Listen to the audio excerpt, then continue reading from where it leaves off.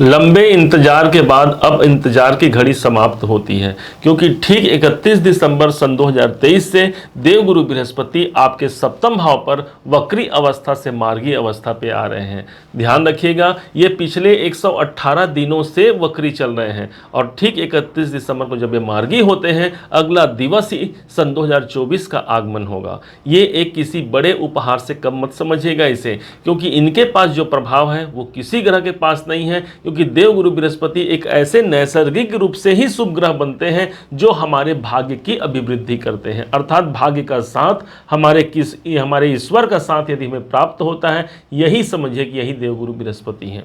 इनका प्रभाव आपके सप्तम भाव पर व्यापारिक दृष्टिकोण से ये आपके लिए सफलता कारक समय हो सकता है अगला 4 महीना। हमने 4 महीना इसलिए कहा क्योंकि जनवरी, फरवरी, मार्च, अप्रैल, इसके बाद में ठीक 1 मई को यही देवगुरु बृहस्पति आपके अष्टम भाव पर प्रविष्ट हो जाएंगे। इसलिए इस 4 महीने में आपको बहुत कुछ निकाल करके ले लेना है इन देवगुरु बृहस्पति से।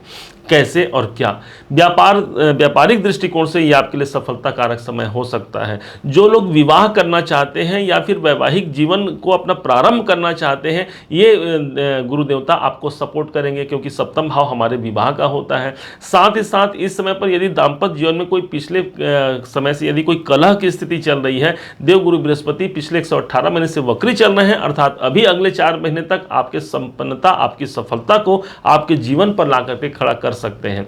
यही नहीं, इनकी दृष्टि भी अब जो पड़ेगी वो पॉजिटिव दृष्टि रहेगी, क्योंकि अब वो मार्गी हो गए हैं। इनकी एक दृष्टि पड़ेगी सीधे आपके 5वीं दृष्टि इनकम भाव पर। एकादश भाव वो स्थान हो गया जो मेरी इच्छाओं की पूर्ति का है। इस समय पर कोई बड़े इच्छाओं की पूर्ति हो सकती है। विशेष तौर पर कैरियर के दृष्टिकोण से अच्छा हुआ होगा, क्योंकि दसम भाव से दसम भाव हमारा सप्तम भाव है और इस कारण से कैरियर में यदि कोई विपत्तियां हैं, कोई प्रॉब्लम चल रहे हैं, तो हाँ, यहाँ पर कोई बड़ा इनकम निकल के आ सकता है, कोई बड़ा लाभ निकल के आ सकता है, क्योंकि एकादश भाव पर गुरु की दृष्टि पड़ रही है।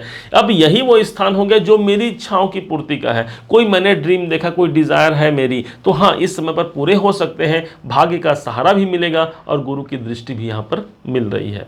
अब यही नहीं, इनके पास जो 7वीं दृष्टि होगी वो सीधे आपके अपने तुला लगन, तुला राशि पर होगी। इसका साफ अर्थ ये हुआ कि यदि मुझे स्वास्थ्य जनित कोई परेशानी है, वहां पर मुक्ति मिलेगी। यदि कॉन्फिडेंस में कोई हमें लगता है कि कभी किसी समय पर हमारे कॉन्फिडेंस में कमी आ रही है, देवगुरु बृहस्पति वहां पर उसे जागृत बनाएंगे। साथ ही साथ गुरु जब लगन को देखते हैं, हम में वो गुरुता भी आ जाती है और कहा गया है लघुता से प्रभुता मिले और प्रभुता से प्रभु आप। अर्थात इसी समय पर वो सादगी, वो अच्छाई हमारे जीवन पर आएगी, जिससे हम अपना भी और दूसरों का भी भला कर पाएंगे। यही प्रभाव है देवगुरु बृहस्पति का आपके लग्न पर आना, सबसे बड़ा प्रभाव आपके 2024 में।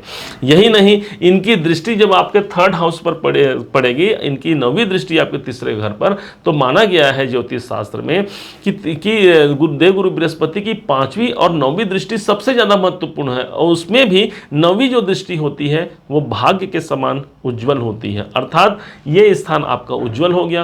किस क्षेत्र में आपको सफलता मिलेगा? कंपटीशन यदि जीवन में अधिक बढ़े हुए हैं, हमारे चैलेंजिंग सिचुएशन अधिक बढ़े हुए हैं, देवगुरु बृहस्पति जो कि नैसर्गिक रूप से ग्रह माने गए हैं, शुभ ग्रह हैं, हमारे जीवन में भी शुभता ला करके रहेंगे। काल पुरुष की कुंडली उठा करके देखिए, वहां पर भी देवगुरु बृहस्पति आपको नवमेश ही नजर आएंगे। अर्थात ये भाग्य के कारक भी है और साथ ही साथ धन के भी कारक है। अर्थात आपके कॉन्फिडेंस में वृद्धि कराएंगे, जिसके द्वारा आपके कार्य संपन्न होंगे।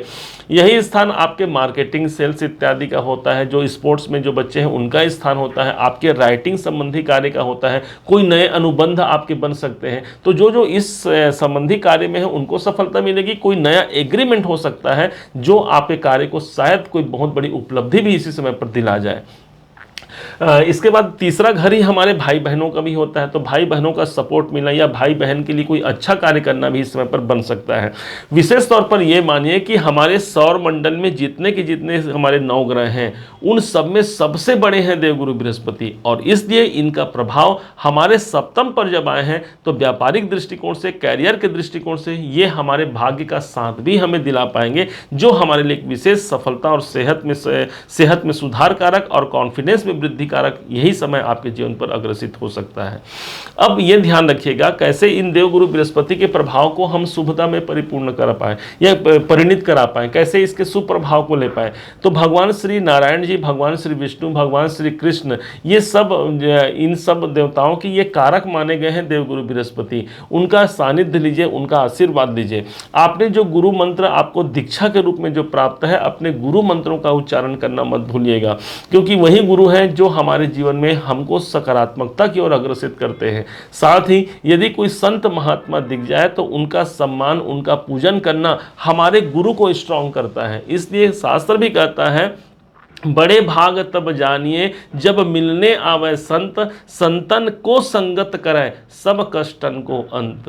हो सकता है किसी संत का आगमन, किसी महापुरुष का आगमन आपके जीवन में जो कष्ट परेशानियां बनी हुई हैं उससे, विपत्तियों से आपको बाहर निकाल जाए, आपको बाधा से मुक्त करा पाए। और ये देवगुरु बृहस्पति का ट्रांजिट आपके लिए बहुत सफलता कारक और आपके लिए एक वरदान से कम नहीं होगा, इस बात को आप समझिएगा। उम्मीद है आप सबने इसे समझा, आप सबने इसे जाना। यदि आपने इसे समझा है, जाना है, मेरे समझाने का प्रयास यदि आपको सार्थक लगा हो, मेरे समझाने का तरीका यदि आपको सार्थक लगा हो, तो हर बार की भांति इस बार भी अपना प्यार भरा लाइक और कमेंट करना कभी मत भूलिएगा। और हाँ, यदि अभी तक आपने चैनल को सब्सक्राइब नहीं किया है, सब्सक्राइब भी कीजिएगा और दूसरों तक इस वीडियो को शेयर भी कीजिएगा, ताकि माना जाता है ज्ञान की बातों को, कोई अच्छी बातों को यदि हम दूसरों को शेयर करते हैं तो हमारा गुरु ग्रह मजबूत होता है, अर्थात भाग्य की जागृति होती है। पुनः एक बार फिर आप सभी का दिवस बहुत मंगलमय हो, इन्हीं शुभकामनाओं के साथ। जय श्री कृष्ण।